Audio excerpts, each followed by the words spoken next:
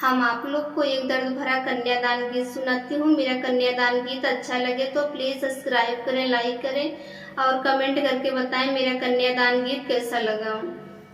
रोई रोई कहाँ बेटी आंसू भर नयनवा, काहे बिसराया पापा कई के कन्यादानवा। रोई रोई कहाँ बेटी आंसू भर नयनवा, काहे बिसराया पापा कई के कन्यादानवा। काहे बिसराया पापा कई के कन्यादानवा। पापा बिसराई दिहले गोदिया खेलाय के, मम्मी बिसराई दिहनी दूधवा पियाय के।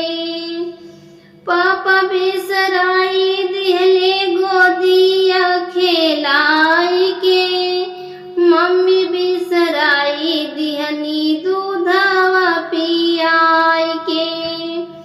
रोई रोई कहे बेटी आंसू भर नयनवा, काहे बिसराया चाचा कई के कन्यादानवा।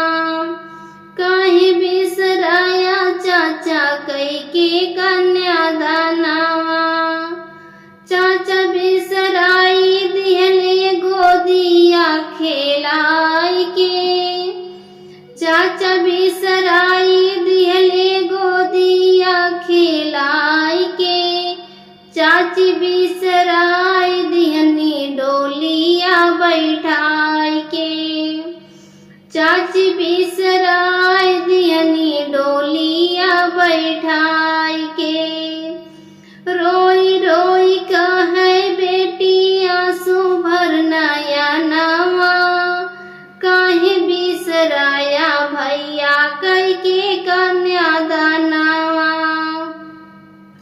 रोई रोई कहे बेटी आंसू भर नयनवा, काहे बिसराया भैया कई के कन्यादानवा।